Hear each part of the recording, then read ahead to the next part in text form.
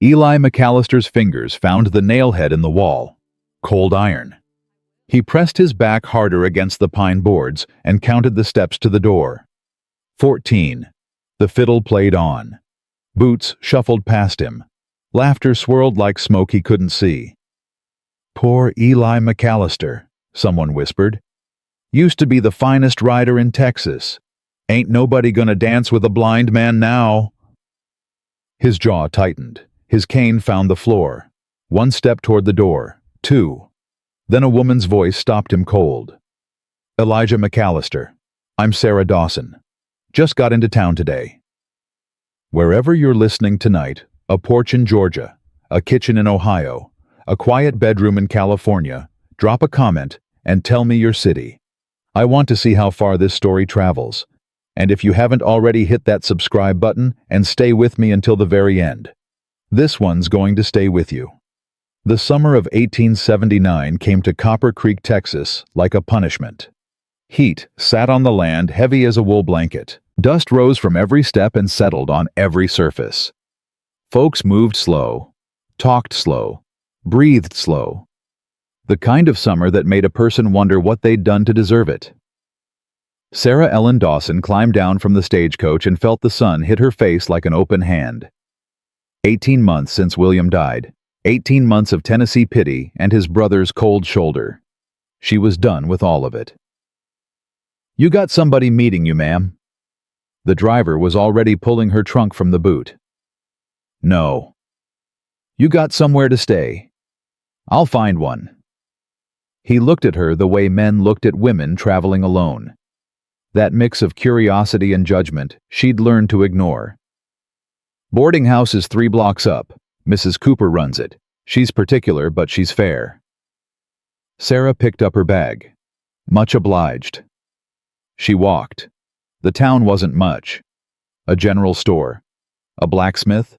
A church with a crooked steeple. A saloon with men spilling out onto the porch, fanning themselves with their hats. The boarding house sat at the end of the main street. White paint peeling in the heat. A woman on the porch, gray hair pinned tight, watching Sarah approach like she was measuring her for a coffin. "Help you?" "I need a room." "For how long?" "Don't know yet." The woman's eyes narrowed. "You running from something or running to something?" Sarah met her gaze. "Does it matter?" A pause. Then something shifted in the older woman's face. Not quite approval, but close. "Martha Cooper. Rooms $2 a week. Breakfast included. No gentlemen callers. No drinking. No trouble." Sarah Dawson. "I don't drink. I don't entertain. And trouble finds me whether I want it or not." Martha Cooper almost smiled. "Well then, you'll fit right in around here." The town social was Saturday night. Martha mentioned it 3 times during supper, each time with that particular tone women use when they're not asking but telling. "Whole town goes. Good way to meet folks." Sarah pushed her beans around her plate. "I didn't come here to socialize." "What did you come here for, bis?" "Work." Martha set down her fork. "What kind of work?" "Any kind. I can cook, clean. I know cattle some. Kept books for my husband's ranch before he passed." "You're a widow." 18 months. Martha nodded slowly. The way people nod when they're deciding something. "There's a rancher needs help. Got a spread about 5 miles out. Good land. Good water rights. Problem is..." "What's the problem?" "The rancher himself." Martha leaned back in her chair. "Elijah McAllister. Folks call him Eli. 3 years ago, he was the best horseman in the county. Could break a Mustang in an hour. Could rope a calf blindfolded." She paused. "Which is fitting, I suppose, seeing as he's blind now." Sarah's hand stilled on her glass. "Lightning storm," Martha continued. "Horse threw him. Hit his head on rock when he fell. Woke up 3 days later and couldn't see nothing but black. And he's still running a ranch. Trying to. Stubborn as a mule about it, too. Won't sell. Won't hire help that wants to stay. Goes through hands like water through a sieve." Martha shook her head. Town's taking bets on how long before he loses everything. Sarah said nothing, but something turned over in her chest. A feeling she couldn't name. You should come to the social, Martha said again. At least see the town before you decide anything. Sarah looked at her half-empty plate, at the window where the sun was finally starting to go down, at the life she'd left behind, and the one she hadn't built yet. Fine. The dance hall was packed, bodies pressed together in the summer heat, the smell of sweat and rose water and tobacco smoke so thick you could taste it. Sarah stood near the door in her one good dress. Blue calico, patched at the hem where she'd caught it on a fence post the winter William died. She'd almost left it behind in Tennessee. Now she was glad she hadn't. That's the mayor's wife. Martha appeared at her elbow pointing. And that's Doc Whitfield. Good man, fair prices. And over there... Her voice dropped. That's Judge Vernon Holt. Sarah followed her gaze. A man in a fine coat stood near the punch table. Silver hair. Gold watch chain catching the lamplight. He was laughing at something, but his eyes moved around the room like a hawk watching for mice. He owns half the county, Martha said, and he's looking to own the other half. He looks like trouble. He is trouble, but he's got money and power, so folks pretend otherwise. The fiddle started up. Couples moved onto the floor. Sarah watched them spin and laugh and hold each other close. Then she saw him. A man stood alone by the far wall. Tall. Shoulders broad like he'd spent his life carrying weight. One hand gripped a cane. The other pressed flat against the pine boards behind him. He wasn't watching the dancers. His eyes blue as the sky before a storm stared at nothing, focused on nothing. That's him, Martha whispered. Eli McAllister. Sarah watched him turn toward the door, watched his cane tap the floor. 1 step, 2. Poor Eli McAllister. The whisper came from a woman nearby, loud enough to carry. Used to be the finest rider in Texas. Ain't nobody gonna dance with a blind man now. The woman's friends giggled. Something hot flared in Sarah's chest. That same anger that had burned when William's brother told her she wasn't welcome in her own home anymore. That same fire that had pushed her onto a stagecoach pointed west. She was moving before she decided to move. Her boots hit the wood floor. The crowd parted like water. She felt the stares like heat on her skin. Eli had stopped. His head was tilted, listening. His hand tightened on his cane. Who's there?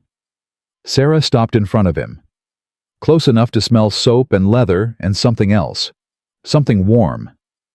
Elijah McAllister, I'm Sarah Dawson. Just got into town today. His head turned toward her voice. Those storm blue eyes searched for something they couldn't find. Ma'am. His voice was low, guarded. If you're here out of pity, I'd thank you to save us both the trouble. I ain't here out of pity. Then what do you want? She held out her hand. I want to dance. Silence. The fiddle kept playing, but it felt like the whole room had stopped breathing. Ma'am, I ain't danced in 3 years. Neither have I. His jaw worked. His fingers flexed on the cane. I can't see where I'm going. I can. I'll step on your feet. I've survived worse. Something cracked in his expression. Not quite a smile, but close. You always this stubborn. My late husband used to say I was stubborn as a mule and twice as pretty. Smart man? He had his moments. Eli's hand released the cane. It clattered against the wall. His fingers reached out, found hers. Calluses on calluses. His palm was warm, rough. He held her hand like a man holding something he was afraid might break. The fiddle shifted to a waltz. Sarah stepped closer. Her other hand found his shoulder. His arm circled her waist, hesitant, careful, like he'd forgotten how. I ain't going to lead well, he said. Then let me. They moved. Slow at first. Awkward. His steps unsure, her hand guiding with gentle pressure. Behind them, the whispers started up again. but different now, surprised, uncertain. Judge Vernon Holt set down his punch cup, his eyes fixed on the couple on the floor. The smile dropped from his face. "Well, well," he murmured. "Isn't that interesting?" The dance ended. The fiddle fell silent. Eli and Sarah stood in the middle of the floor. His hand was still on her waist. Hers was still on his shoulder. "Thank you," he said. His voice was rough. "I'd forgotten what that felt like." "What?" "Being treated like a man instead of a problem." Sarah's chest tightened. "I know that feeling." He tilted his head, listening to something in her voice. "You're a widow." It wasn't a question. 18 months. "I'm sorry." "Don't be. I didn't come here for sorry." His lips twitched, almost a smile. "What did you come here for?" "Work. And maybe something I can't name yet." The music started again. Couples began to fill the floor, but neither of them moved. "Miss Dawson." His voice was quieter now. "I appreciate what you did tonight, but you should know associating with me ain't good for your reputation. People talk. Let them talk. You don't know what they say. I know what they say about widows too. I stopped caring about that the day I buried my husband." He was quiet for a long moment. His hand slipped from her waist. His fingers found his cane against the wall. "Can I walk you back to the boarding house? You offering to escort me, if you'll have a blind man fumbling in the dark." Sarah took his arm. "Seems to me you see plenty fine, just not with your eyes." They walked out together. The night air hit her face, still warm, but cooler than inside. Somewhere down the street a dog barked. A wagon rattled past. Behind them the whispers continued. But Sarah didn't look back. The boardwalk stretched ahead of them. Eli's cane tapped the rhythm. Sarah's boots kept pace beside him. "I hear you're looking for hands," she said. His stride didn't falter. "Who told you that?" "Mrs. Cooper. Martha talks too much. Martha says you're stubborn as a mule. She ain't wrong." They reached the corner. Eli stopped. His head turned left, then right, listening. "2 steps down here," he said. "Board's loose on the 3rd. Sarah looked.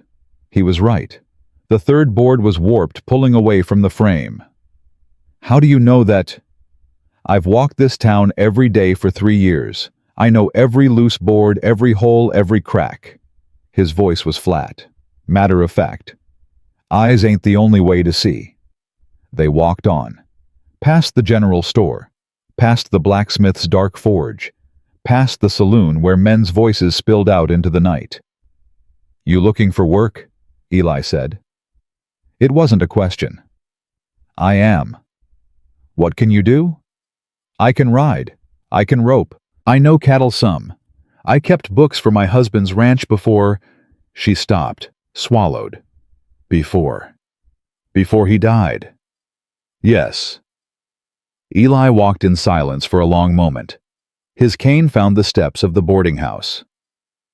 "I can't pay much," he said finally. "And the work is hard, and most folks who come out to help me don't last more than a week." "Why not?" "Because I'm difficult." His jaw tightened. "Because I do things my own way. Because I can't stand being treated like I'm broken." "Sounds like me." He turned toward her voice, those storm-blue eyes searching. Why would you want to work for a blind man everyone's given up on?" Sarah thought about Tennessee, about William's grave in the hard ground, about his brother's wife telling her she wasn't family anymore.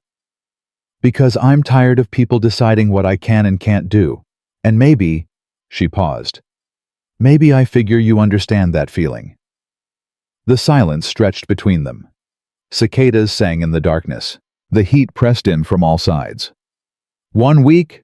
Eli said. "You work 1 week. If you can't keep up, I'll go back to town and not bother you again." "Fair enough." He held out his hand. "Dawn. 5 miles out on the east road. You'll see the gate." Sarah shook his hand. His grip was firm, certain. "I'll be there." He nodded once, then turned and walked away into the darkness, his cane tapping steady against the boards, his shoulders straight, his head high. Sarah watched him until she couldn't hear his footsteps anymore. "Well," Martha's voice came from the porch behind her. "That was unexpected." Sarah turned. The older woman stood in the doorway, arms crossed. "You were watching?" "Whole town was watching." Martha shook her head. "Child, do you know what you just did?" "Asked for a job." "You asked for trouble." Martha stepped aside to let her in. "Vernon Holt has been trying to buy that ranch for 3 years. He ain't going to like you helping Eli stay on it." Sarah climbed the steps. "Then Vernon Holt can mind his own business." Martha almost laughed. "Lord, you really are stubborn as a mule. I told you, trouble finds me whether I want it or not." She went inside. The stairs creaked under her feet. Her room was small and hot, the single window letting in barely any breeze. Sarah sat on the edge of the narrow bed. Her hands were shaking. She pressed them flat against her knees until they stopped. Tomorrow, she would ride out to a ranch run by a blind man everyone had given up on. She would work in the Texas heat until her muscles screamed. She would prove to him, to this town, to herself, that she wasn't something to be pitied or pushed aside. She didn't know what she was looking for, but tonight, for the first time in 18 months, she felt like she might be close to finding it. Dawn came hot and bright. Sarah borrowed a horse from the livery, an old bay mare with a crooked blaze and a habit of pulling left. Martha had packed her biscuits and a canteen of water. 5 miles out, Martha said. East Road. You'll see the McAllister Gate. Used to be the finest ranch in the county. Used to be. Martha's face tightened. Just be careful, child, and come back before dark. Things happen to folks who stay out there after dark. What kind of things? But Martha just shook her head and went back inside. The ride out was quiet. Sarah passed farms and ranches, cattle grazing in brown fields. The drought had hit hard this year. She could see it in the cracked earth, the low water in the creeks, the worried faces of the farmers she passed. The McAllister Gate came up around a bend in the road. Sarah pulled the mare to a stop. The fence posts leaned like drunk men. Rails were down in 3 places she could count from here. The barn door hung crooked on its hinges. Weeds choked what had once been a garden plot. But there was smoke rising from the chimney. And somewhere behind the barn, she could hear the rhythmic thunk of an axe hitting wood. Sarah dismounted and tied the mare to a post that still had some strength in it. She found Eli by the woodpile. He'd stripped down to his shirt sleeves despite the early heat. Sweat darkened his collar. His muscles moved under the fabric as he swung the axe down. Thunk! The wood split clean. He reached down, found the pieces by feel, set another log on the stump. Thunk! His aim was perfect. Every stroke landed true. You going to stand there watching, or you going to help? Sarah startled. How'd you know I was here? Eli lowered the axe, wiped his forehead with his sleeve. Your horse favors her left front leg. I heard her coming up the road 5 minutes ago. He turned toward her voice. You're early. Couldn't sleep. Neither could I. He set the axe against the stump. Tools are in the barn, left side, 3rd shelf from the bottom. Everything's got its place. Don't move anything. Sarah walked toward the barn, then stopped. Eli.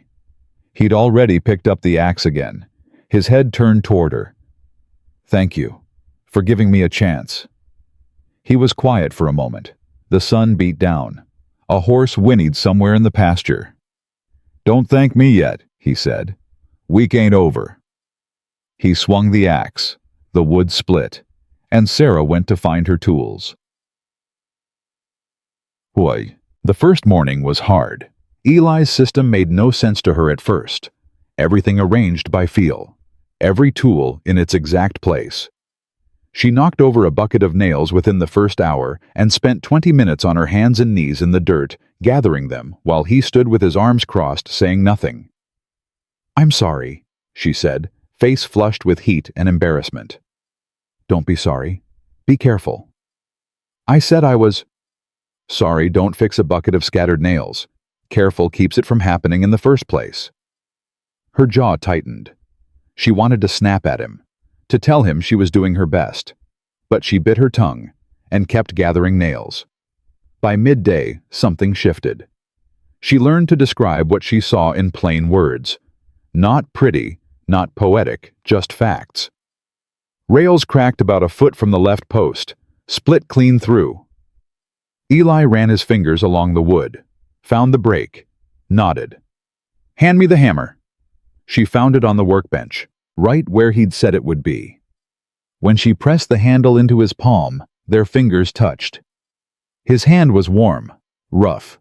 He didn't pull away. Hold the rail steady, he said. I'll feel for the nail. She braced the wood. He drove the nail home. 3 strokes. The sound rang out across the empty pasture. They moved to the next section, then the next. Water, Eli said finally. Sarah straightened. Her shoulders screamed. Her palms were raw. There's a well around back, he said. Buckets on the hook, dippers inside the bucket. She found the well, drew up water so cold it made her teeth ache, drank until her stomach cramped. When she came back, Eli was sitting on the porch steps, his face turned toward the sun, his eyes closed. You did good, he said. This morning. I knocked over your nails. And you picked them up. Most folks would have made excuses. He opened his eyes. They didn't find her face, but something in his expression shifted. You ain't most folks, are you, Miss Dawson? Sarah. What? My name. It's Sarah. Miss Dawson makes me feel like I'm in church. Something almost like a smile crossed his face. Sarah, then. He stood. There's coffee inside. Stove's cold, but I can get it going. Then we need to check the herd. Got a cow with lung trouble I've been worried about. In this heat. Heat makes it worse. If she goes down, her calf won't survive. Sarah followed him into the cabin. It was dark and close. A table. 2 chairs, a bed against the far wall. Everything neat. Everything in its place. Matches are on the shelf above the basin, Eli said. Kindlings in the box beside the stove. She found both. The match flared bright in the darkness, and for a moment she could see his face clearly, the scar running from his temple to his cheekbone, the lines of exhaustion around his eyes, the stubborn set of his jaw. He stood very still, listening to her move through his space. You're quiet? He said. Most people fill silence with chatter. I learned to be quiet. She struck another match. The kindling caught. My husband liked his peace. Smart man. You said that last night. Still true. The fire grew. Smoke curled up the chimney. Sarah set the coffee pot on the stove. Eli. He turned toward her voice. That man at the dance, the one in the fine coat, Judge Holt. She measured coffee into the pot. Mrs. Cooper says he wants your land. Eli's jaw tightened. He's wanted it for years. Why? Water rights. I've got the best spring in the county. Drought like this, water's worth more than gold. He dangerous. Eli was quiet for a long moment. The fire crackled. The coffee began to bubble. He's patient, Eli said finally. That's worse. He don't need to threaten. He just waits, watches, lets things fall apart on their own. His hand found the table, gripped the edge. Figures a blind man can't hold on to nothing forever. Figures wrong. Sarah poured the coffee, set his cup in the same place left side of the table 2 inches from the edge. Eli reached out, found it first try. He paused, lifted the cup, took a sip. You put it in the same spot, he said. Figured you'd learn where to find it. Something passed across his face, gone before she could name it. The herd, he said. We should go. They saddled the horses. Eli moved with practiced ease, his hands finding buckles and straps without hesitation. His gray gelding, a steady animal with knowing eyes, turned its head toward Sarah's borrowed mare and nickered softly. The ride out to the north pasture took half an hour. Sarah described what she saw as they went. The creek running dangerously low, the grass burned brown by relentless sun, the buzzards circling lazy overhead. 3 of them, she said. Over the east ridge. Eli's head turned toward the ridge. His nostrils flared slightly. Something's dead over there. Probably a jackrabbit. Coyotes got it last night. I heard them. You hear everything, don't you? I hear what matters. They found the herd scattered across the slope, bunched in the shade of a cluster of cottonwoods. Sarah counted heads while Eli listened. 31, she confirmed. All present. The sick one. Where is she? Sarah scanned the herd. East side, standing apart from the others. The calves pressed against her flank. Eli nudged his horse forward. As they drew closer, Sarah could hear it a wet, rattling wheeze with every breath the cow took. She's worse, Eli said. His jaw tightened. Worse than yesterday. What do we do? Keep her fed, keep her calm, keep the calf close. His hands gripped the reins. And hope the heat breaks before she does. They sat on their horses, watching the herd settle into the afternoon. The wind moved through the dry grass, making a sound like whispered warnings. Storm coming? Eli said suddenly. Sarah looked up. Clear blue sky. Not a cloud anywhere. You sure? The cattle know. See how they're drifting toward the creek. They're looking for water and shelter. He turned his face into the wind. 3 days, maybe 4. It'll break the heat, but it'll bring trouble too. What kind of trouble? He didn't answer. They rode back as the sun began to dip. The sky went from blue to gold to something deeper, the color of old brass. At the cabin, Eli unsaddled the horses while Sarah built up the fire for supper. Beans and cornbread, nothing fancy. They ate in silence that wasn't uncomfortable, just full. After supper, they sat on the porch. The heat still pressed in, but the evening brought a slight breeze. Somewhere in the distance, coyotes called to each other. You did good today, Eli said. Better than most. High praise from you. It ain't praise, it's fact. Sarah leaned back in her chair. Her muscles ached. Her hands were raw, but something in her chest felt lighter than it had in 18 months. Eli. Why do folks in town say to come back before dark? What happens out here at night? He was quiet for a long moment. His fingers found the harmonica in his pocket, turned it over. Nothing happens, he said finally. That's the trouble.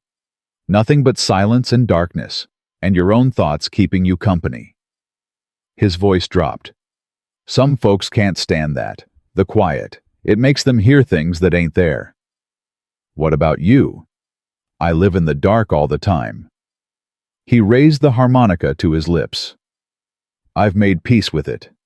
He played, a low, mournful tune that seemed to rise up from the land itself.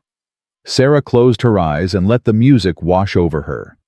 When she opened them, the first stars were coming out. Stars are out, she said quietly. Eli lowered the harmonica. Which ones? All of them. Big Dipper's over the North Ridge. And there's that bright one, Venus. That's the one. He was quiet for a moment. His face turned toward the sky he couldn't see. My mother used to name them for me, he said. When I was small, we'd sit on this porch and she'd point them out one by one. Said the stars were like old friends, always there, even when you couldn't see them. She sounds like a good woman. She was. The coyotes called again, closer this time. Sarah stood. I should head back, before it gets too dark to see the road. Eli nodded. Same time tomorrow. Same time? She was halfway to her horse when his voice stopped her. Sarah. She turned.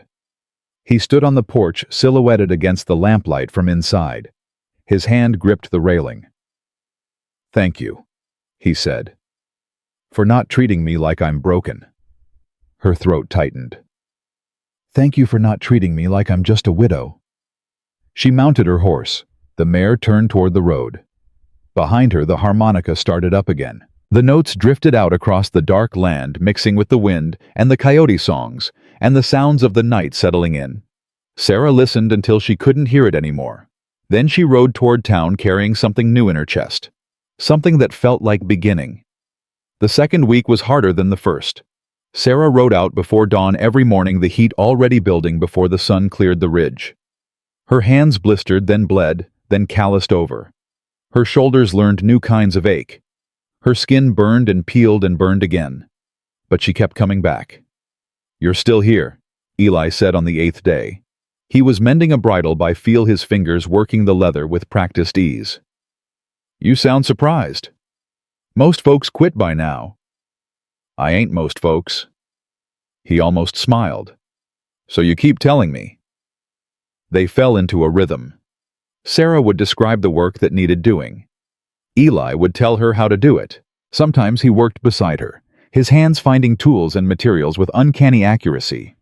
Sometimes he just listened, correcting her when she made mistakes. The wires twisted wrong, he said one afternoon. They were mending fence in the far pasture. The sun beat down like a hammer. Sarah wiped sweat from her eyes. It looks fine to me. It ain't about how it looks, it's about how it holds. He crossed to where she stood, his cane tapping against fence posts until he found the right one. His fingers traced the wire she'd just strung. Feel that? You got a kink right there. Come winter, that's where it'll break. How do you know that? Because I made the same mistake when I was 16. My pa made me redo half a mile of fence in the rain. He took the wire from her hands. Watch. He stopped. His jaw tightened. I'm watching, Sarah said quietly. He worked the wire free, reset it. His fingers moved with a sureness that seemed impossible. There. Feel the difference. She ran her hand along the wire, smooth, even, no kinks. I feel it. Good. Now do the next 20 posts the same way.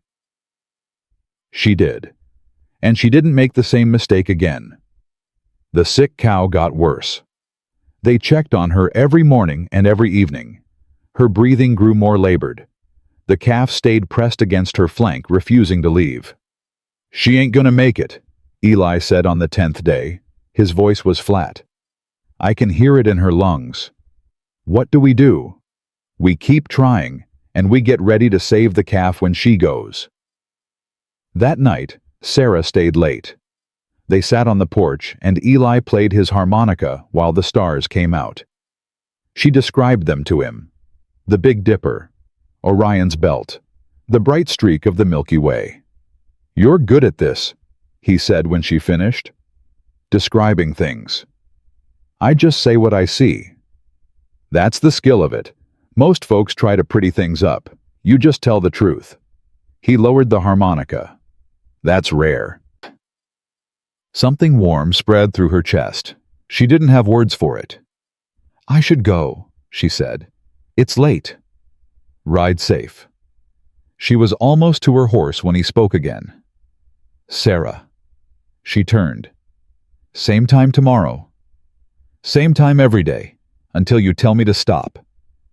His hand found the porch railing, gripped it. I ain't gonna tell you to stop. She rode back to town with his words echoing in her ears. Martha was waiting on the boarding house porch when she arrived. Her face was tight. You need to be careful. Sarah dismounted. Careful of what? Judge Holt came by today, asked questions about you. Sarah's stomach dropped. What kind of questions? Where you came from? Why you're here? How long you're planning to stay? Martha stepped closer. Her voice dropped. He knows you're working for Eli, and he ain't happy about it. That ain't his business. Everything in this town is his business. He owns the bank. He owns the general store. He owns half the ranches in the county. Martha grabbed her arm. You don't understand how things work here. Vernon Holt doesn't fight people. He destroys them, slowly, quietly, until there's nothing left. Sarah pulled her arm free. Then he's gonna have to destroy me too, because I ain't leaving. Child. I ain't a child. I'm a woman who buried her husband and lost her home and came to this godforsaken town because I had nowhere else to go. Her voice shook. Eli McAllister is the first person in 18 months who treated me like I matter. I ain't walking away from that. Martha stared at her for a long moment. Then something shifted in her face. Lord help you, she said quietly. You're just like your mother, aren't you? Sarah froze. What did you say? But Martha had already turned and gone inside. The next morning, Sarah rode out early.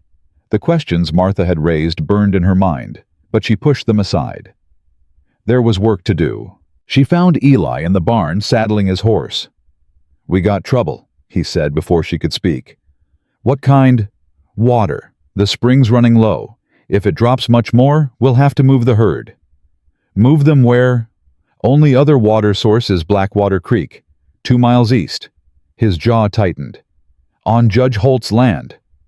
Sarah understood. He'll charge you. He'll bleed me dry. That's what he does. Waits until folks are desperate, then offers help at a price nobody can afford. Eli pulled the cinch tight.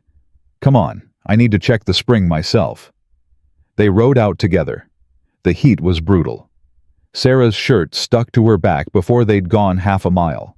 The spring was worse than Eli had described. What had been a steady flow was now barely a trickle. The pool where cattle usually drank was half empty, the edges crusted with dried mud. Eli dismounted and crouched by the water.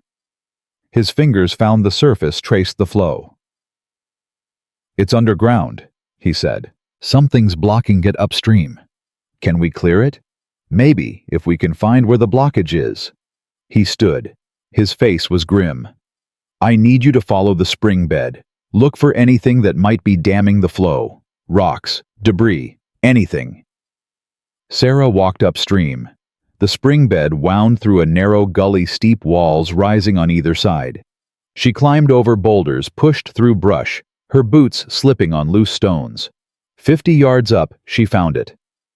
Eli.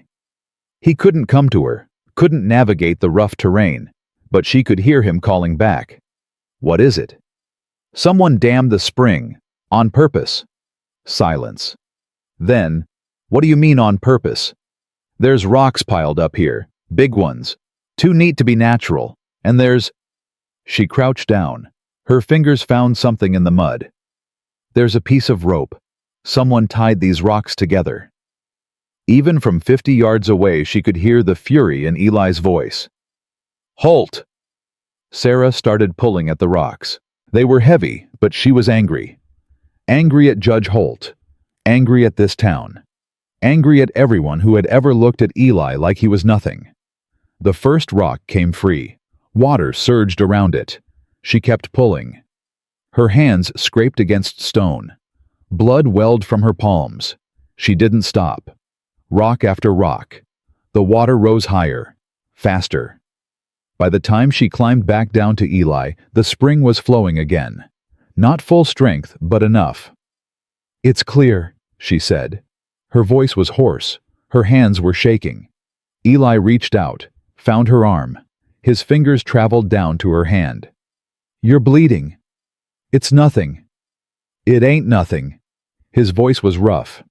You hurt yourself clearing my spring. Our spring, and I'd do it again. He was quiet for a long moment. His thumb traced the cuts on her palm, gentle, careful. Why? He asked.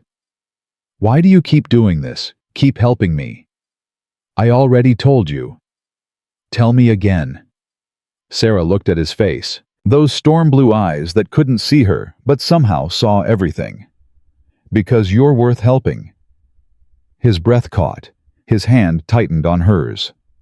Sarah. A sound cut through the moment. Hoofbeats. Coming fast. Eli's head snapped toward the noise. His body went rigid. Get behind me. What? Do it! A rider appeared at the top of the ridge, then another, then a third. Judge Vernon Holt sat astride a fine black horse, his silver hair gleaming in the sun. 2 men flanked him. Big men, hard-looking. Mr. McAllister. Holt's voice was smooth as oil. I heard you were having water trouble. Thought I'd come see if I could help. Eli stepped forward. His hand found Sarah's shoulder, moved her back. You can help by getting off my land. Now. No need for hostility. Holt dismounted. His boots hit the ground with a soft thud. We're neighbors after all. Neighbors should help each other. You ain't my neighbor. You're a vulture waiting for me to die so you can pick my bones clean. Holt smiled. Such harsh words. And in front of a lady, no less. His eyes found Sarah, lingered. Miss Dawson, isn't it the widow from Tennessee? I've heard so much about you. Sarah's skin crawled. I ain't interested in anything you've heard. Spirited, I like that. Holt took a step closer. You know a woman in your position should be careful about the company she keeps. A young widow alone working for a bachelor. People talk. Let them. Oh, they are. They're saying all sorts of things. His smile widened. Things that could make it very difficult for you to find respectable work, or respectable lodging, or respectable anything, really. Eli moved between them. His cane found the ground planted firm. You threatening her? I'm simply stating facts, Mr. McAllister. Facts have a way of mattering in this world. Holt looked from Eli to Sarah and back again. Here's another fact. Your water situation is going to get worse before it gets better. Much worse. And when it does, I'll be here, ready to help, for a reasonable price. He mounted his horse. His men fell in behind him. Think about my offer, Mr. McAllister. Both of you. Winter's coming, and winter is hard on folks with no friends. They rode away. The dust settled slowly. Eli stood motionless. His hand still gripped his cane. His knuckles were white. He'll be back, Sarah said. I know. What do we do? Eli turned toward her voice. His jaw was tight. His eyes burned with something she couldn't name. We fight. The next few days were tense. Sarah rode out early, stayed late. She and Eli worked without speaking much, but the silence was different now. Charged, like the air before a storm. The sick cow went down on the 14th day. Sarah found her in the early morning, lying on her side in the dirt, still breathing, but barely. The calf stood beside her, bawling. Eli, he came running. He came. His cane found the fence, and he vaulted over it with a grace that surprised her. Where? Here, she's down, she's... Eli dropped to his knees beside the cow. His hands found her neck, her chest, her labored breathing. She's drowning, he said, fluid in her lungs. Can we save her? No. His voice cracked. But we can save the calf. The next hour was brutal. They worked together, separating the calf from its dying mother. The little one fought them, bawling and kicking, trying to get back to the cow that couldn't help it anymore. Sarah held the calf while Eli spoke to it. Low, soothing words that seemed to calm the animal, even as its mother's breathing slowed. Stopped. Silence. Eli's hand found the cow's neck. His fingers pressed against the still pulse point. She's gone.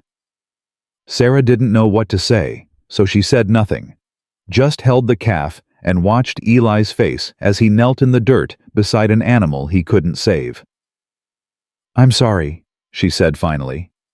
Don't be. His voice was rough. This is ranching. Things die. You do what you can, and sometimes it ain't enough. That doesn't make it easier. No, it doesn't. He stood, brushed the dirt from his knees. We'll need to bottle feed the calf. Every 4 hours, day and night. I can do that. It's going to be hard. You'll be exhausted. You'll want to quit. Sarah looked at the calf in her arms. Small, scared, motherless. just like her. I ain't quitting. Eli's hand found her shoulder, squeezed once. I know. They buried the cow that afternoon. It took hours. The ground was hard from the drought, and the sun showed no mercy. By the time they finished, Sarah could barely stand. Her arms shook. Her back screamed. Blisters had broken open and bled through her gloves. Eli stood at the grave, his hat in his hands. She was a good cow, he said. Had her since she was a calf herself. My mother bottle-fed her same as we're gonna feed this one. Your mother sounds like a good woman. Best I ever knew. He put his hat back on. Come on, the calf needs feeding. The first night was the hardest. Sarah stayed at the ranch, sleeping in a chair by the barn, while the calf dozed in a bed of straw. Every 4 hours, she woke to mix formula and hold the bottle, while the little one sucked greedily. At 2 in the morning, Eli appeared in the barn doorway. Your turn to sleep, he said. I'll take the next feeding. You don't have to. Go. Sleep. She went into the cabin. Lay down on the narrow bed that smelled of him soap and leather, and something warm she couldn't name. She was asleep before her head hit the pillow. When she woke, sunlight was streaming through the window. She sat up with a start. The calf. She's fine. Eli's voice came from the doorway. Fed her twice while you slept. She's got a good appetite. Sarah rubbed her eyes. How long was I out? 6 hours. You needed it.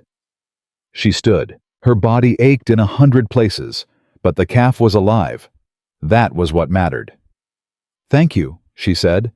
Eli nodded. There's coffee on the stove. And Sarah. She stopped. You did good. Last night. Most people wouldn't have stayed. I told you. I ain't most people. Something flickered across his face, gone before she could name it. No, he said quietly. You ain't. The days blurred together. Feeding the calf, checking the spring, mending fence, fighting the heat, fighting the drought, fighting the slow creep of exhaustion that settled into Sarah's bones. But something else was growing too. Something quieter. Something she didn't have words for yet. She noticed it in small moments. The way Eli's hand found hers when they worked together. The way he turned toward her voice like a flower turning toward sun. The way he remembered everything she told him, every description of the sky, every detail of the land he couldn't see. And she noticed it in herself too. The way her heart lifted when she saw the ranch come into view each morning. The way she found herself watching his hands as they worked. The way his voice settled something restless in her chest. You're different, Martha said one evening when Sarah came back to town. Something's changed. Nothing's changed. Child, I've been reading people for 60 years. Something's changed. Sarah didn't answer. But that night, lying in her narrow bed, she thought about Eli's hands on hers, about his voice in the darkness, about the way he made her feel seen. Maybe something had changed. Maybe something was still changing. The trouble came 3 weeks in. Sarah rode out at dawn, same as always. But the ranch was quiet. Too quiet. Eli? No answer. She checked the barn, the cabin, the pastures. Nothing. Then she saw the tracks. Boot prints in the dust. More than one set. Heading toward the north ridge. Sarah's heart hammered. She grabbed a rope from the barn and followed the tracks. She found Eli at the bottom of a ravine. He was lying on his side, one arm twisted beneath him. Blood matted his hair. His cane was broken in 2 pieces beside him. Eli! She half slid, half fell down the ravine wall. Her knees hit the ground beside him. Eli, can you hear me? His eyes opened. Unfocused. Confused. Sarah. I'm here. What happened? Riders. His voice was slurred. 3 of them. Came up behind me. Couldn't hear them until... He coughed. Blood flecked his lips. They pushed me. I fell. Rage burned through her. Holt. Don't. He tried to sit up. Gasped. Fell back. Don't go after him. That's what he wants. I ain't leaving you here. I ain't asking you to. His hand found her arm, gripped tight. Help me up. We got work to do. It took an hour to get him back to the cabin. Every step was agony. He leaned on her, his weight heavy on her shoulders, his breath coming in short, sharp bursts. She laid him on the bed, cleaned his wounds, bandaged the gash on his head. You need a doctor, she said. Doc Whitfield is in Holt's pocket. Can't trust him. Then who? You.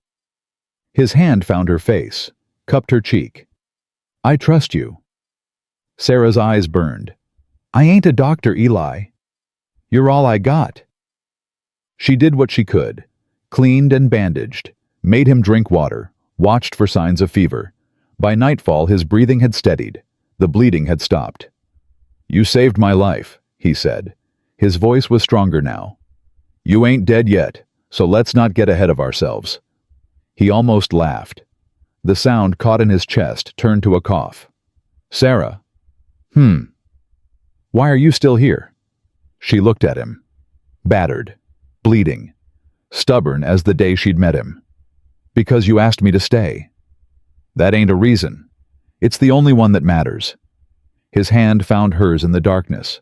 Neither of them let go. The calf survived. Eli healed. The spring kept flowing. But Judge Holt was just getting started, and somewhere in the distance, thunder rumbled.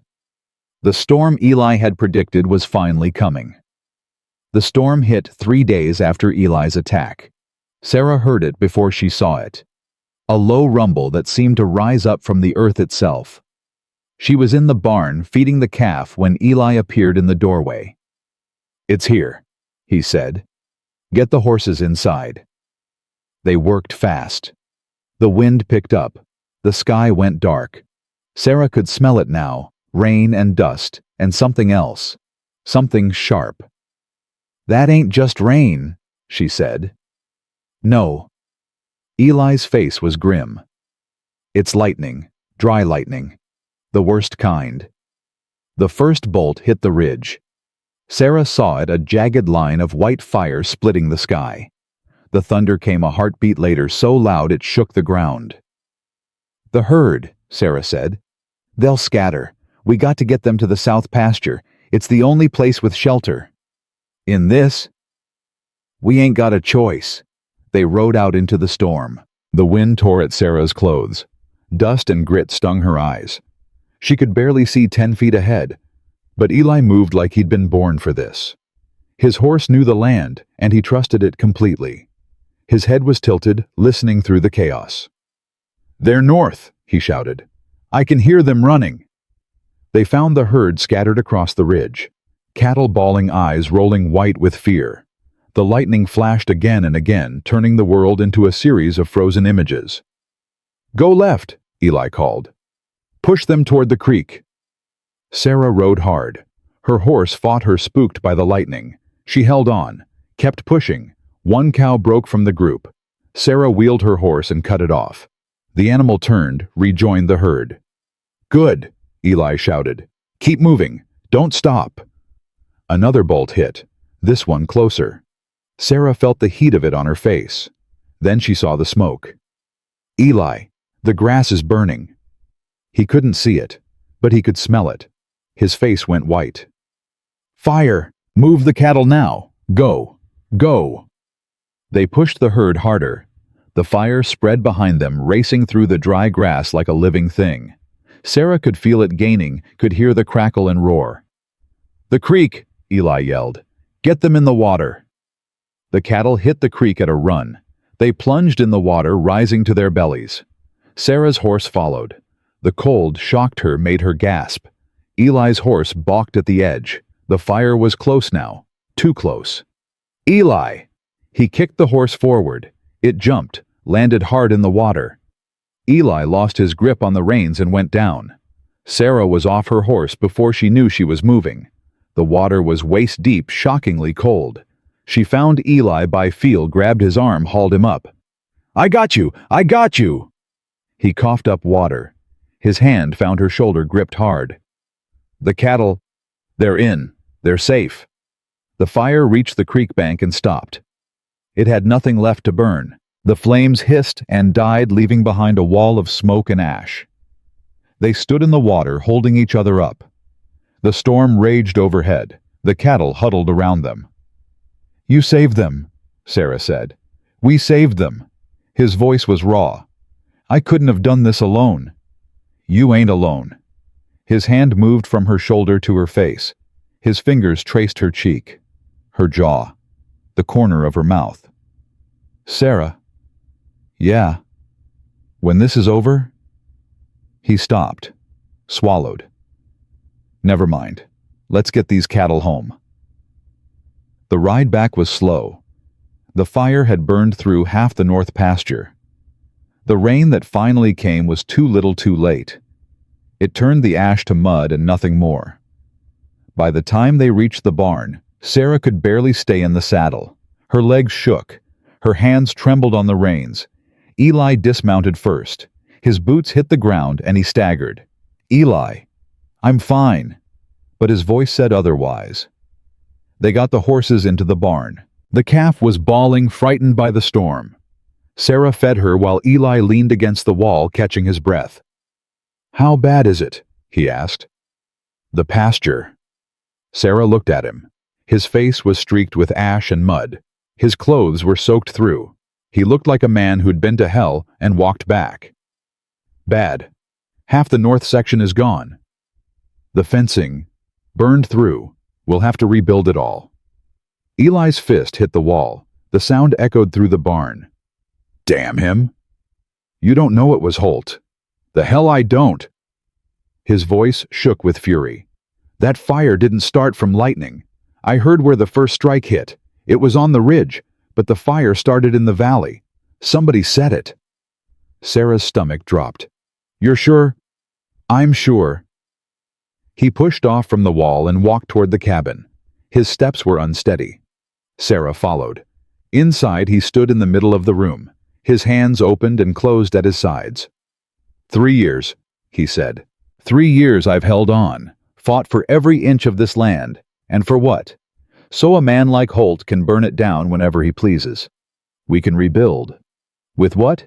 We got 30 head of cattle, half a pasture, in a drought that ain't ending anytime soon. The auction's in 2 weeks. If we don't sell, we lose everything.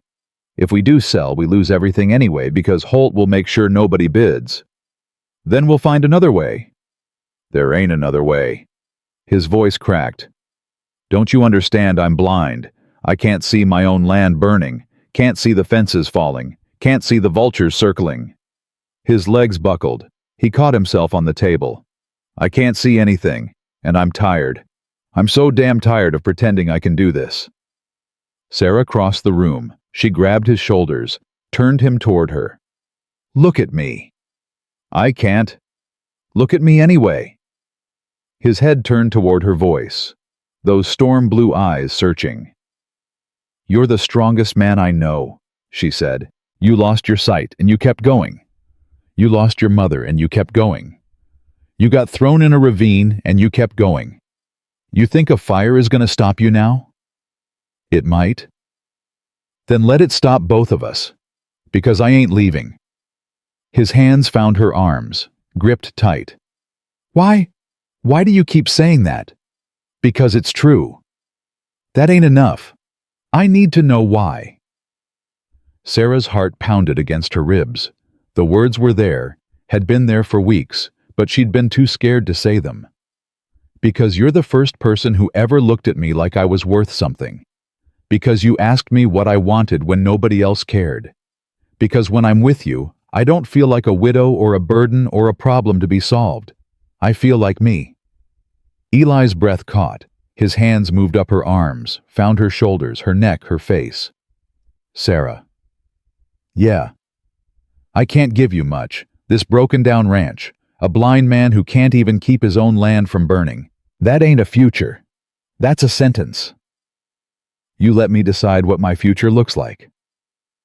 His thumbs traced her cheekbones. His touch was gentle, reverent. I ain't good at needin' people, he said. I forgot how. After the accident, after Margaret left, I made myself stop. It hurt too much. I know. But you, his voice broke. You make me want to remember. She leaned into his touch, closed her eyes. Then remember. The moment stretched between them. Sarah could feel his breath on her face, could feel his heartbeat through his chest racing as fast as her own. Then he pulled back. The cattle need checking, and we got fences to assess. The moment was gone, but something had shifted. Something that couldn't be unshifted. Eli? Later. We'll talk later. Right now we got work to do. He was right. She knew he was right. But her heart ached anyway. They spent the next 3 days assessing the damage. It was worse than Sarah had thought. The fire had taken out more than half the north pasture. The fence line was destroyed. 3 cattle were missing, probably run off during the chaos. We ain't gonna make the auction, Eli said on the 3rd night. Not with the herd scattered and half my land burned. We can round up the missing cattle. In 3 days, with just the 2 of us, we can try. His jaw tightened. And if we fail, then we fail together. Martha came out the next morning. She'd heard about the fire the whole town had, but she hadn't come to gossip. There's talk, she said. About Judge Holt, about what he's been doing to ranchers who won't sell. Eli stood on the porch, his arms crossed. What kind of talk? The kind that don't get spoken aloud. But I've got ears and I've got friends. Martha looked at Sarah. There's others who've lost land to him. Others who've been pushed off their property by accidents and bad luck. You ain't alone in this. Names, Eli said. Give me names. Tom Reeves lost his spread 2 years back. Fire same as you. The widow Patterson got forced out when her well suddenly went dry. And there's the Martinez family, they've been fighting him for years. Sarah remembered. Rosa Martinez, the woman who lived in the small cabin on Eli's land. Rosa, she said. She knows something. She knows everything. Martha's voice dropped. But she's scared. They all are. Holt's got this town by the throat. Then we give them a reason not to be scared. Eli's head turned toward Sarah's voice. What are you thinking? I'm thinking Judge Holt ain't as untouchable as he wants people to believe. I'm thinking if we can get folks to stand together to talk about what he's done, they won't. Eli's voice was flat. Fear's a powerful thing, Sarah. It keeps people quiet. Then we give them something more powerful than fear. What's that? Hope. The word hung in the air between them. Martha spoke first. She might be onto something. Folks around here are tired of Holt. They just need someone to show them it's safe to fight back. And how do we do that? Sarah looked at Eli, at his burned land, at his battered body, at the stubborn set of his jaw. We make it to the auction. We sell those cattle at a fair price. And we show everyone that Vernon Holt doesn't get to decide who wins and who loses in this town. The next 3 days were the hardest of Sarah's life. They rode out at dawn each day, searching for the missing cattle. The burned pasture was a wasteland of ash and mud. Every step kicked up clouds of gray dust. On the first day, they found 1 cow, spooked and skittish, but alive. 2 more, Sarah said. We find 2 more. We got a full herd for the auction. And if we don't, then we sell what we got and figure out the rest later. On the second day, they found nothing. They rode until dark, until Sarah could barely keep her eyes open, until Eli's voice was hoarse from calling. It's hopeless, he said that night. They sat on the porch, too tired to eat. They're gone, run off or dead. We got 1 more day. Sarah. 1 more day. That's all I'm asking. He was quiet for a long moment. Then he reached out, found her hand, held it. 1 more day. On the 3rd day they found them. The 2 missing cows had wandered into a ravine blocked by fallen debris from the fire. They were thin and frightened, but alive. Sarah wanted to cry. She wanted to laugh. She wanted to fall on her knees and thank whatever God was listening. Instead, she said, 31 head, full count. Eli's face split into a grin. The first real smile she'd seen from him in weeks. Full count. They drove the cattle back to the ranch. Every step felt like a victory. That night Sarah stayed late. They sat on the porch as the stars came out. The air was cooler now. The drought was easing. "Auctions tomorrow," Eli said. "I know. Holt's going to try something. He ain't gonna let us walk in there and win." "I know that too. You still want to do this?" Sarah looked at the land around them, burned and scarred but still standing, still fighting. "I ain't never wanted anything more." Eli turned toward her voice. His hand found her face in the darkness. "Sarah Dawson, you're the stubbornest woman I ever met." "You ain't so flexible yourself." He laughed. The sound was warm and real, and it made something bloom in Sarah's chest. "Reckon we make a good pair then." "Reckon we do." His thumb traced her cheek. His face was close to hers, so close she could feel his breath.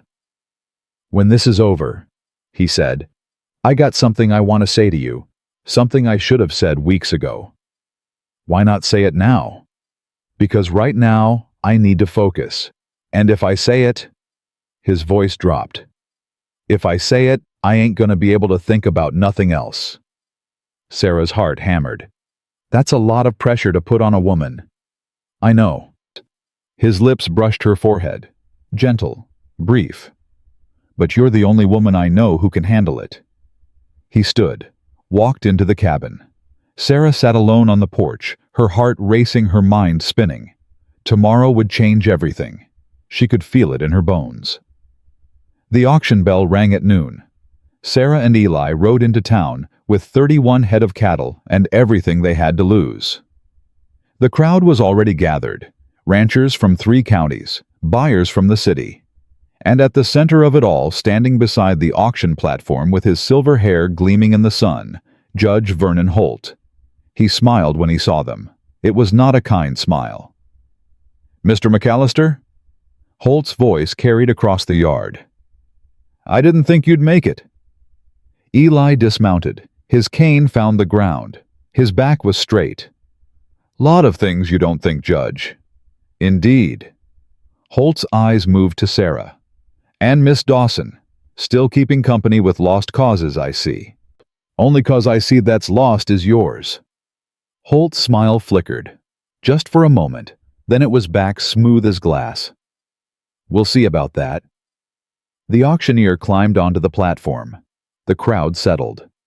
Sarah found Eli's arm, squeezed once. "Whatever happens," she whispered, "we did this together." He nodded. His jaw was set. His eyes were fixed on something only he could see. The bidding was about to begin. The auctioneer raised his gavel. "First lot of the day, McAllister Ranch, 31 head, mixed stock, grass-fed, well-watered." Sarah felt the crowd shift. Whispers rippled through the gathered ranchers. She caught fragments. "Blind man, lost cause. Holt's gonna eat him alive." Eli stood motionless beside her, his cane planted firm in the dirt, his chin raised. "Starting bid," the auctioneer called. $20 a head." Silence. Sarah's stomach dropped. $20 was fair. More than fair. But nobody was moving. She looked around, saw ranchers she recognized from town. Men who'd nodded at Eli on the street. Men who'd bought from his father for years. They stood with their arms crossed, their eyes on the ground. $20, the auctioneer repeated. "Do I hear 20? Nothing." Judge Holt leaned against the platform railing. His smile widened. "Seems nobody's interested in damaged goods," he said. Loud enough for everyone to hear. Eli's jaw tightened. His hand found Sarah's arm. "It's over," he said quietly. He got to them. "It ain't over." "Sarah." $20. Her voice rang out across the yard. Every head turned toward her. The auctioneer blinked. "Ma'am?" I said $20 a head. I'm bidding. Holt's smile vanished. You can't bid on your own employer's cattle. I ain't his employee. I'm his partner. The word hung in the air. Partner. Sarah hadn't planned to say it. But now that she had, she knew it was true. Eli's grip on her arm tightened. Sarah, what are you, $20? She said again. That's my bid. The auctioneer looked at Holt. Holt's face was dark with fury. 22! A voice from the crowd. Sarah spun around. Tom Reeves stood near the back. The man Martha had mentioned. The one who'd lost his ranch to Holt 2 years ago. $22 a head, Tom said. His voice was steady. For the McAllister cattle. 25. Another voice. The widow Patterson, her gray hair pinned tight under a worn bonnet. 27. Rosa Martinez stepped forward from the edge of the crowd, her dark eyes fixed on Holt. $27. Sarah's throat tightened. They were bidding. People who had nothing. People who'd lost everything to Judge Holt. They were bidding. What is this? Holt's voice cracked like a whip. Some kind of joke. Ain't no joke. Tom Reeves pushed through the crowd. He stopped in front of Holt. This is folks deciding they've had enough of being pushed around. You can't afford those cattle, Reeves. You couldn't afford your own ranch. Maybe not, but I can't afford to stand up. More voices joined in. $30. 32. 35. Sarah watched in disbelief as the number climbed. These people didn't have money. They were bidding with everything they had, with everything they'd lost. $37. A young man Sarah didn't recognize. For the blind man who never gave up. The crowd was moving now, shifting. People who'd been standing at the edges were pushing forward. The whispers had changed. Not lost cause anymore. Fighter. Survivor. One of us. Holt's face had gone white. He grabbed the auctioneer's arm. Stop this. These people can't pay. This auction is invalid. $40. The voice came from behind Holt. He spun around. Doc Whitfield stood there, the town doctor. The man Martha had said was in Holt's pocket. $40 a head, Doc Whitfield repeated. And I can pay. Samuel. Holt's voice was low, dangerous. Think very carefully about what you're doing. I have thought about it, Vernon. For 2 years I've thought about it. Doc Whitfield stepped past Holt. I've watched you bleed this town dry. Watched you take land from people who had nothing. Watched you smile while families lost their homes. He stopped in front of Eli. I'm done watching. You'll regret this. Maybe, but I'll sleep better. The auctioneer cleared his throat. $40 a head. Going once. Holt lunged for the platform. 2 ranchers grabbed his arms. Get off me. This is my town. These are my people. No. Tom Reeves's voice was quiet. They ain't. $40. Going twice. Sarah reached for Eli's hand. His fingers laced through hers. Sold to Dr. Samuel Whitfield. $40 a head. $1,240 total. The crowd erupted. Cheering. Shouting. Hands reaching out to clap Eli on the shoulder. Sarah couldn't breathe, couldn't think. And all she could do was hold on to Eli's hand and try not to cry. We did it, she whispered. Eli, we did it. His face turned toward her voice, those storm blue eyes bright with something she'd never seen before. No, he said. You did it. Holt pulled free from the ranchers holding him. His face was twisted with rage. This isn't over, McAllister. You think you've won. You've won nothing. I own this town. I own the bank. I own the deed to half the land in this county. He stepped closer. Including yours. Eli's hand released Sarah's. He stepped forward. What did you say? Your father took a loan from my bank 15 years ago. Paid it off, he thought. But there was a a clause that said if the land ever changed hands, the balance came due. Holt's smile returned, thin and cruel. Your father's dead. The land changed hands, and you owe me $3,000. The crowd went silent. Sarah's blood turned to ice. That ain't possible. Oh, it's possible. I've got the papers right here. Holt pulled a folded document from his coat, signed and witnessed, legal as the day is long. Eli's face had gone pale. My father paid that loan. He paid part of it. The rest was rolled into an amendment he signed when he was desperate for cash during the drought of '64. Holt unfolded the paper. See for yourself.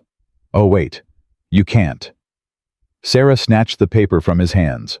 Her eyes scanned the text. Legal words, dense paragraphs, and at the bottom a signature. Josiah McAllister. This is forgery, she said. It has to be. It's not. Your father signed it, McAllister. He just never told you. Holt took the paper back. $3,000, due in 30 days, or I take the land. Eli stood frozen. His cane gripped so tight his knuckles had gone white. 30 days, he said. His voice was hollow. 30 days. And then everything your family built becomes mine. Holt turned and walked away. The crowd parted for him like water around a stone. Sarah grabbed Eli's arm. We'll fight this. We'll find a way. How I just sold my cattle. That's $1,200. I need $3,000. We'll get it. From where, Sarah? His voice cracked. From who nobody in this town has that kind of money. And the ones who do are all in Holt's pocket. Then we'll go outside this town. We'll find investors. We'll what? We'll beg. We'll borrow. We'll put ourselves deeper in debt to people who'll turn on us the first chance they get. He pulled away from her, started walking. His cane found the ground in quick, angry strikes. Sarah followed. Eli, wait. Leave me alone. I ain't gonna... He spun around. His face was twisted with pain. I said leave me alone. Don't you understand it's over?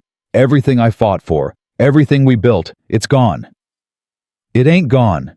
We ain't got nothing. His voice broke. I'm blind, Sarah. I can't see my own land being stolen from me. Can't see the papers that prove I'm gonna lose everything. Can't see the face of the man who's been destroying my family for years.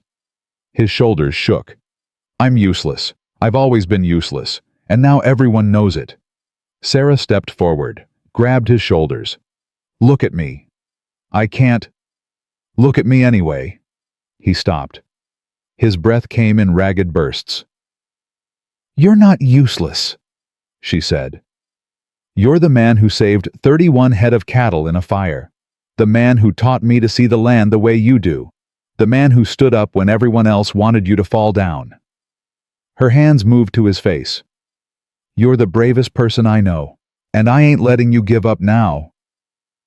Sarah, I love you. The words came out before she could stop them. Before she could think. Before she could be afraid. Eli went still. His breath caught. What did you say? I love you. I've loved you since the night you asked me what I wanted. Since you played that harmonica on the porch. Since you held my hand in the dark and made me feel like maybe I wasn't alone anymore. His hands found her face. His thumbs traced her cheeks. His fingers trembled. Sarah, You don't have to say it back. I ain't asking for that. I'm just asking you to fight. One more time. For me. For us. For whatever this is that we've been building. He was quiet for a long moment. His forehead dropped to hers. I'm scared, he whispered. I ain't been scared of nothing since I went blind. But I'm scared of this. Scared of needing you. Scared of losing you. Then be scared. Be scared and fight anyway. His arms wrapped around her, pulled her close. She could feel his heart pounding against her chest. I love you too, he said. His voice was rough, broken. "I've loved you since you crossed that dance floor and took my hand. Since you didn't look away when I fell. Since you stayed when everyone else left." Sarah's eyes burned. She buried her face in his shoulder. "Then we fight. Together. Together." They stood there holding each other while the town moved around them. The auction continued. Life went on. But something had changed. Everything had changed. Martha found them an hour later. Her face was flushed with excitement. "I've been asking around. About that loan. About your father." Eli lifted his head. "What did you find?" "The drought of 64. Your father did take a loan, but he paid it off. I know because my husband witnessed the final payment." Martha's voice dropped. "And Vernon Holt wasn't even the bank manager then. He took over in 67. Sarah's heart leaped. "So the amendment could be forged, or could have been added after your father died when there was nobody to contest it. Can we prove it?" "Maybe. If we can find the original documents, the ones from 64. Martha hesitated. "There's only one place they could be." "Where?" "The bank vault, in Holt's office." Eli's jaw tightened. "You're asking me to break into a bank. I'm asking you to find the truth. What you do with it is up to you." Sarah looked at Eli. His face was hard, determined. "We do it tonight," he said. The bank stood dark at midnight. Sarah's heart hammered as she crouched beside Eli in the alley. The streets were empty. The town was asleep. "You sure about this?" she whispered. "No, but I'm doing it anyway." They moved to the back door. Sarah had borrowed lockpicks from Tommy Reeves. The boy had learned a few skills in his years on the streets. Her hands shook as she worked the mechanism.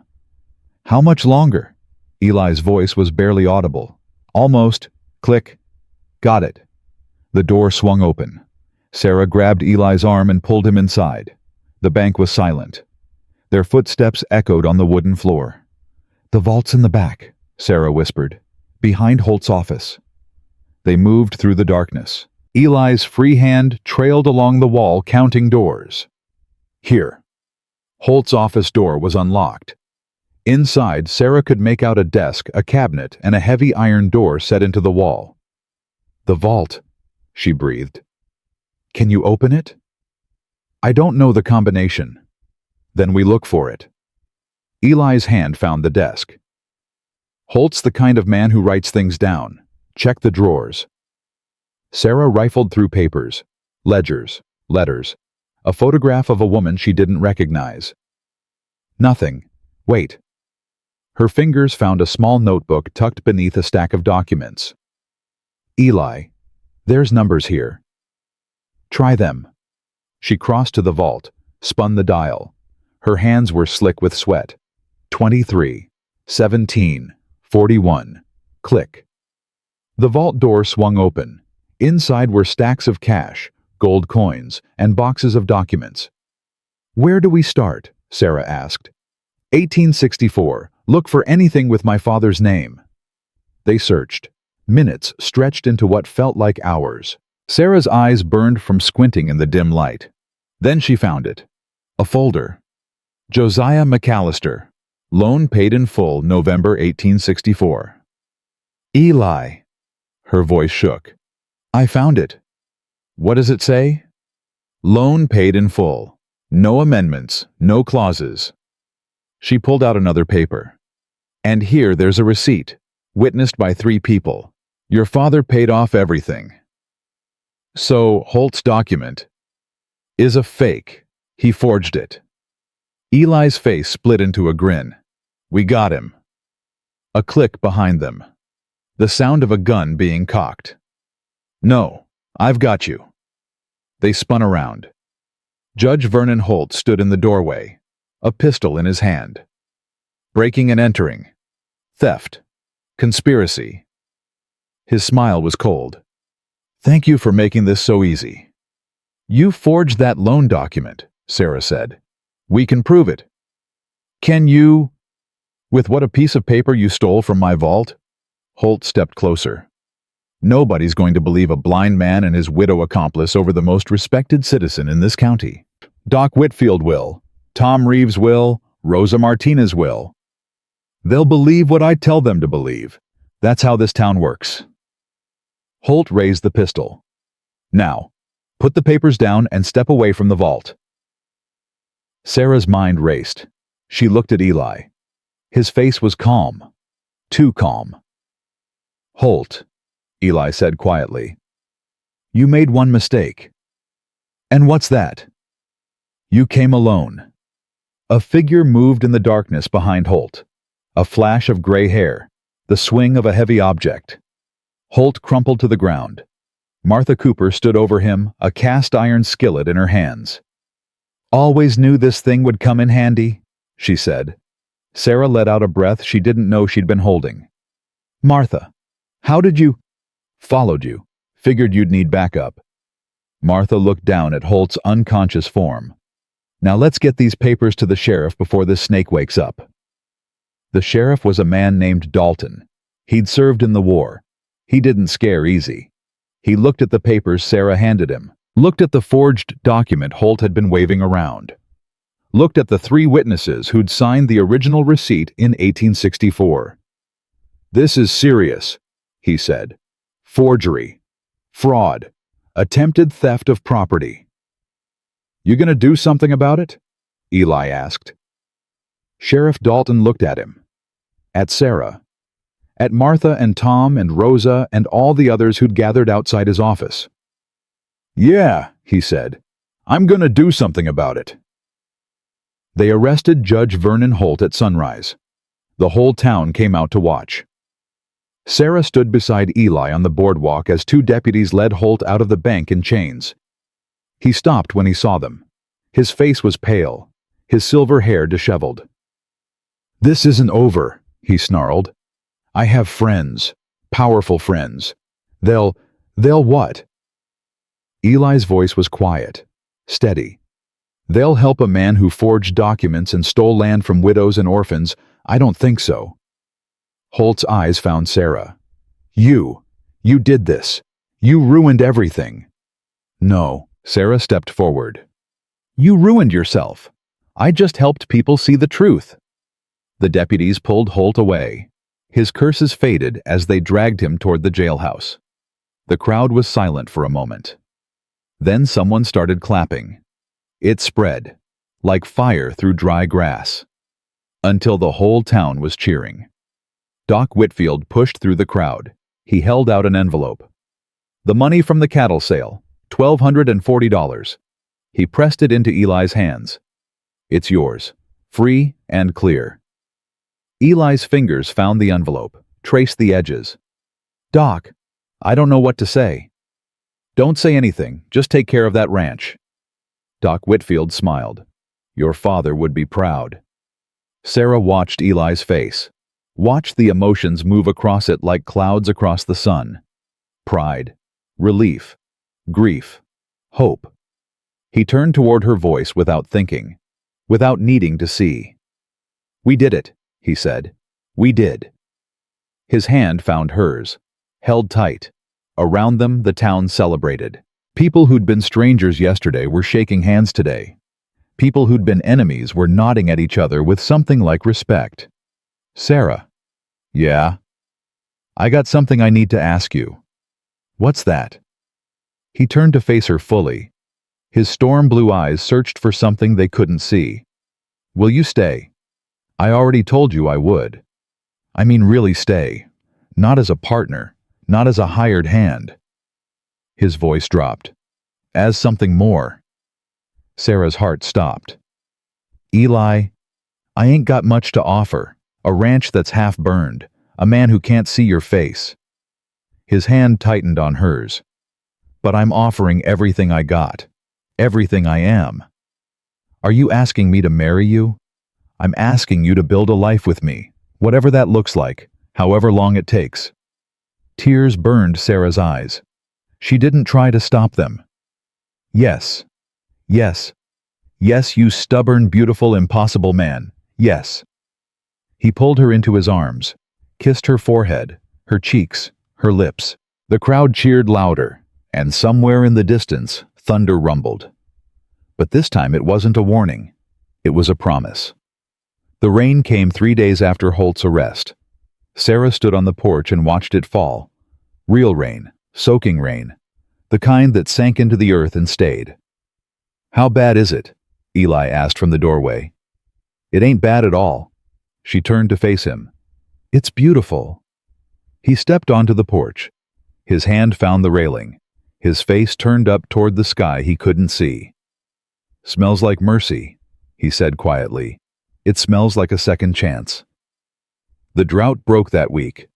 The spring swelled back to full strength. The grass began to push up through the burned pastures, green and stubborn. And the town began to change. It started small. Tom Reeves came out to help rebuild the fence. He brought his son. Then Rosa Martinez showed up with her husband and 2 brothers. By the end of the first week, there were a dozen people working the McAllister ranch. "You don't have to do this," Eli said. He stood in the middle of the chaos, his cane gripped tight, his face uncertain. "Yeah, we do." Tom wiped sweat from his forehead. "You stood up when nobody else would. That means something." "It means we ain't alone anymore," Rosa added. "None of us are." Sarah watched Eli struggle with it. The help, the kindness, the community he'd convinced himself he didn't need. "Let them," she said quietly. "Let them help." "I don't know how." "Then learn." He did, slowly, painfully. He learned to accept hands reaching out. Learned to trust voices he couldn't see. Learned that needing people wasn't the same as being weak. The wedding was set for the first Sunday in September. Martha insisted on handling the arrangements. Doc Whitfield offered his house for the reception. Rosa promised to cook enough food for half the county. "You don't have to make a fuss," Sarah said. "Child, this town hasn't had a reason to celebrate in years." Martha's voice was firm. "You're giving us one. Let us have it." The night before the wedding, Sarah couldn't sleep. She sat on the porch of the boarding house wrapped in a quilt watching the stars. "You're supposed to be resting." Martha's voice came from the doorway. "Can't." "Nervous?" "Terrified." Martha settled into the chair beside her. "That's how it should be. Marriage ain't easy, especially to a man like Eli McAllister." "What do you mean, a man like Eli?" "Stubborn, proud, used to doing things his own way." Martha paused. "But also kind, and brave, and loyal to a fault. You sound like you know him better than you let on." Martha was quiet for a long moment.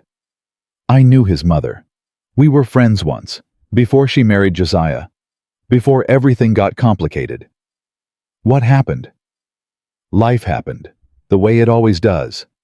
Martha's voice dropped. She loved that boy more than anything in this world. When he had his accident, it broke her heart. She died 6 months later. Sarah's throat tightened. "Eli never told me that." "He doesn't talk about it, but I see her in him every day, the same stubborn chin, the same gentle hands." Martha reached out and squeezed Sarah's arm. "She would have loved you." "You think so?" "I know so." The morning dawned clear and bright. Sarah dressed in the small room at the boarding house. The dress was white cotton, simple and clean. Rosa had added lace to the collar. Martha had pressed it until it gleamed. "You look beautiful," Martha said. Sarah looked at herself in the mirror. She didn't see beautiful. She saw a woman who'd buried one husband and was about to marry another. A woman who'd lost everything and somehow found something worth keeping. "I look scared." That's the same thing. The church was packed, every seat filled, people standing along the walls and spilling out through the doors. Sarah paused at the entrance. Her heart hammered against her ribs. "Ready?" Martha asked. "No." "Good. That means it's real." The doors opened. Eli stood at the altar, his best suit pressed and clean, his cane set aside, his hands folded in front of him. He couldn't see her walking down the aisle. But his head turned toward the sound of her footsteps. His face softened. Sarah walked, one step at a time. The faces around her blurred. All she could see was him. She reached the altar. His hand found hers. "You came," he whispered. "Did you think I wouldn't? I wasn't sure you were real. I'm real. I'm here, and I ain't going anywhere." The preacher cleared his throat. "Dearly beloved, we are gathered here today." The words washed over Sarah like water. She heard them, but they didn't matter. What mattered was Eli's hand in hers, his thumb tracing circles on her palm, his breath slow and steady. "Now go. Dance with your husband." The fiddle shifted to a waltz. Eli held out his hand. "Mrs. McAllister, may I have this dance?" "You may, Mr. McAllister." They moved together, slow and careful at first, then easier, more natural. "You're getting better at this," Sarah said. "I've had practice." "With who?" "With you. Every night on that porch, every morning in the kitchen, every time I reach for you and you're there." Her throat tightened. "Eli, I love you, Sarah. I've loved you since the moment you crossed that dance floor and took my hand. I'll love you until the day I die, and probably after that too." Tears burned her eyes. She didn't try to stop them. "I love you too." They danced. The music played. The crowd watched. And for one perfect moment, nothing else mattered. The reception lasted until well after dark. Sarah's feet ached. Her cheeks hurt from smiling. But she didn't want it to end. "Time to go," Eli said finally. His voice was rough with exhaustion. "I know." They said their goodbyes. Martha hugged Sarah so tight she could barely breathe. Doc Whitfield shook Eli's hand. Rosa pressed a basket of food into Sarah's arms. "For the road," she said. "And for tomorrow. And for as many tomorrows as you need." The ride back to the ranch was quiet. Stars spread across the sky like scattered salt. The air was cool for the first time in months. Sarah leaned against Eli's shoulder. "Eli. What happens now? Now we go home. And then we live." His arm tightened around her. "We work the land. We raise the cattle. We sit on that porch and watch the stars come out. We build something good. That simple. That simple." The ranch came into view around the final bend. Sarah could make out the cabin smoke rising from the chimney, the barn solid and strong, the fences rebuilt and standing straight. And in the pasture the calf they'd saved, grown now, healthy, strong. "We're home," she said. Eli pulled the wagon to a stop. His hand found her face. "Yeah, we are." The first weeks of marriage were harder than Sarah expected. Not because of Eli. He was patient, kind, gentle in ways that still surprised her, but because of the memories. She woke some nights gasping, reaching for William, felt guilty when she found Eli there instead. "You're thinking about him," Eli said one morning. They were sitting on the porch, coffee cooling in their hands. "How do you know? You get quiet, pull away, like you're somewhere I can't follow."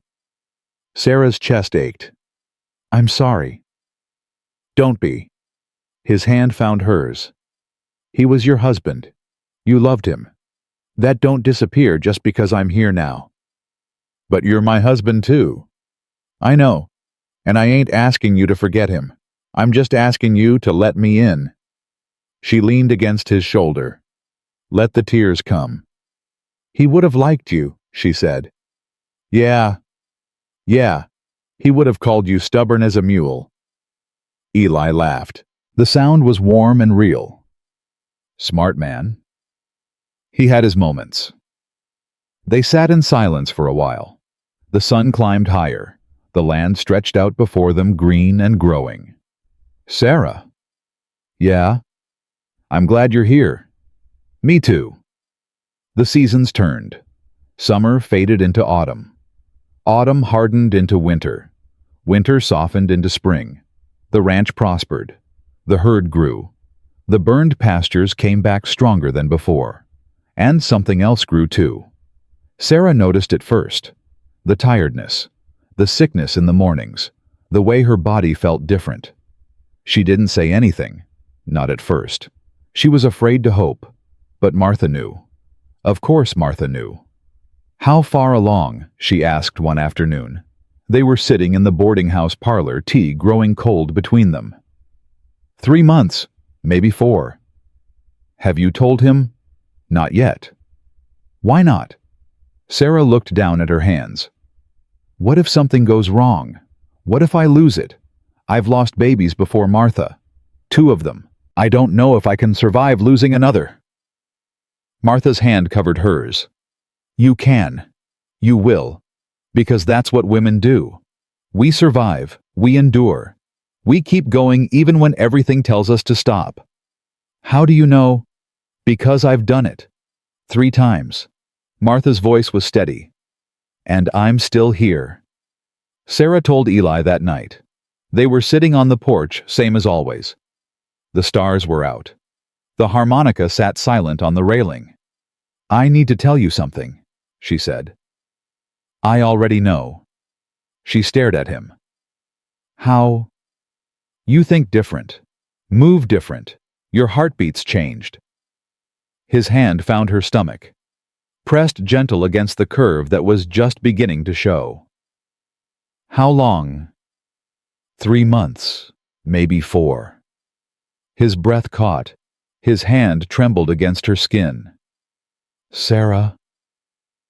"I'm scared, Eli. I've lost babies before. What if—" "Don't." His voice was fierce. "Don't think about what if. Think about what is, right now, right here." His forehead pressed against hers. "We're going to have a baby." "You're not scared?" "I'm terrified, but I'm also happier than I've ever been in my life." She laughed. The sound came out half sob. "What are we going to do?" "We're going to love it. Whatever happens, however it turns out." His arms wrapped around her. "We're going to love it with everything we've got." "What if I'm not a good mother? What if you're the best mother this child could ever have?" "You don't know that." "I know you. That's enough." The months passed. Sarah's body changed. Her fears didn't disappear, but they got quieter, easier to manage. And Eli never left her side. He learned to feel for the baby's kicks, learned to talk to it in the quiet hours before dawn, learned to love something he would never see. "It's going to have your eyes," Sarah said one night. They were lying in bed, her back against his chest, his hand on her stomach. "How do you know?" "I just do." "What color are they?" "Blue, like the sky before a storm." He was quiet for a moment. "I wish I could see them." "You will, in your own way." The baby came in May. It was a hard birth. Long hours, too much blood, Sarah screaming, Eli pacing outside the door helpless. But when it was over, when the crying finally stopped, and the silence stretched out like a held breath, Martha emerged from the room. "It's a girl," she said, "and she's perfect." Eli's knees buckled. He caught himself on the doorframe. "Sarah."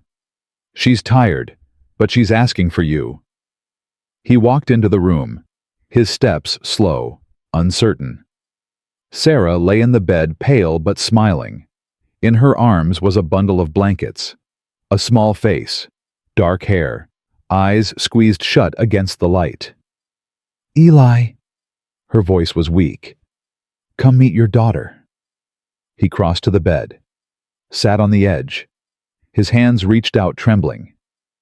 "Can I?" "Here." Sarah placed the baby in his arms. His hands cradled her with a gentleness Sarah had never seen before. "She's so small," he whispered. "She's perfect." "What does she look like?" Sarah leaned against his shoulder, looked at the tiny face, the dark hair, the mouth already searching. "She looks like hope." They named her Grace, Grace Elizabeth McAllister, for Eli's mother, for Sarah's grandmother, for the gift they'd been given when they'd stopped expecting gifts. The first year was hard. sleepless nights, endless feedings. A baby who cried at the slightest noise and smiled at sounds only she could hear. But there was joy, too. More joy than Sarah had ever known. She watched Eli learn to be a father. Watched him rock Grace in the dark humming lullabies his mother had sung to him. Watched him trace her face with his fingers, memorizing every curve, every line. "She's got your chin," he said one morning. "Stubborn as anything. How can you tell? Because when I touch it, she pushes back, just like you." Sarah laughed. "She's going to be trouble. She's going to be perfect." Grace grew. Months became years. The ranch prospered. The community healed. Tom Reeves rebuilt his spread on land the town reclaimed from Holt's estate.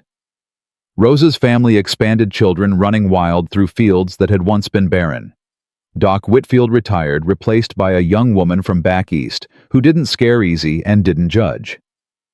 And Eli became something he never expected. A leader.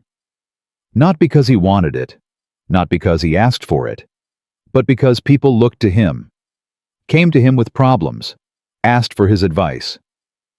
"They see something in you," Sarah said one night. They were sitting on the porch, same as always.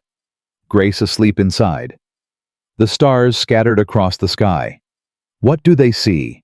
A man who didn't give up. A man who fought for what was his and won. "I didn't win alone." "No, you didn't." She leaned her head on his shoulder. "But you showed them it was possible. That's what matters." The summer Grace turned 3, a stranger rode into town. Sarah was at the general store when she saw him. A man in dusty clothes hat pulled low. He was asking questions. About Eli, about the ranch, about a blind man who'd beaten Judge Vernon Holt. She didn't like the look of him. "Who are you?" she asked. The stranger turned. His eyes were cold, hard. "Name's Josiah Holt. Vernon was my brother." Sarah's blood turned to ice. "What do you want?" "What's owed?" His smile didn't reach his eyes. "My brother built that town. Your husband tore it down. I'm here to collect the debt." Sarah's hand found the counter, steadied herself. "Your brother was a criminal. He got what he deserved." "Did he died in prison 6 months ago, alone, forgotten?" Josiah stepped closer. "You took everything from him. Now I'm going to take everything from you." "You can try." "Oh, I will." He tipped his hat. "Give my regards to your husband. Tell him I'll be seeing him real soon." He walked out. Sarah stood frozen, her heart pounding. She rode home fast, told Eli everything. "He's bluffing," Eli said, but his voice was tight. "Holt's got no power here anymore. He's got hate, that's enough. Then we'll be ready." But they weren't ready for what came next. Josiah Holt didn't come with guns. He came with lawyers. He claimed that Vernon's estate included debts owed by half the ranchers in the county, debts that had to be paid, immediately. "He's trying to bleed us dry," Tom Reeves said. They'd gathered at Eli's ranch, a dozen ranchers, all facing the same threat. "He can't enforce debts that don't exist," Doc Whitfield argued. "He can tie us up in court for years, drain every penny we've got fighting him." Sarah looked at Eli. His face was calm, too calm. "What are you thinking?" she asked. "I'm thinking this ain't about money. It's about revenge." "So what do we do?" Eli stood. His cane found the floor. "We do what we did before. We stand together, we fight back, and we don't give up." The legal battle lasted 3 months. 3 months of court appearances, of depositions, of lawyers talking in circles while the ranchers' savings dwindled. But something else happened too. People started talking. About Josiah Holt. About his brother. About all the things Vernon had done that had never come to light. Martha dug up old records. Rosa found witnesses. Doc Whitfield testified about the medical emergencies Vernon had caused and covered up. And slowly, the tide turned. The judge threw out Josiah's claims. Every one of them. called him a fraud and a charlatan, and threatened to have him arrested if he didn't leave the county immediately. Josiah Holt rode out of town the same way he'd come in. Alone. Defeated. But before he left, he stopped at the edge of the McAllister property. Eli stood on the porch, Sarah beside him, Grace in her arms. "This ain't over," Josiah called out. "Yeah, it is." Eli's voice was steady. "Your brother tried to break this town. He failed. You tried to break it. You failed. And anybody else who comes after us is going to fail too. Because we ain't just ranchers anymore. We're family. And family don't break." Josiah stared at him for a long moment. Then he spurred his horse and rode away. He never came back. The years that followed were good ones. Grace grew into a strong, fierce girl, with her mother's stubborn chin and her father's gentle heart. She learned to ride before she could read, learned to count cattle by sound, just like her father. "She's going to run this ranch someday," Sarah said one evening.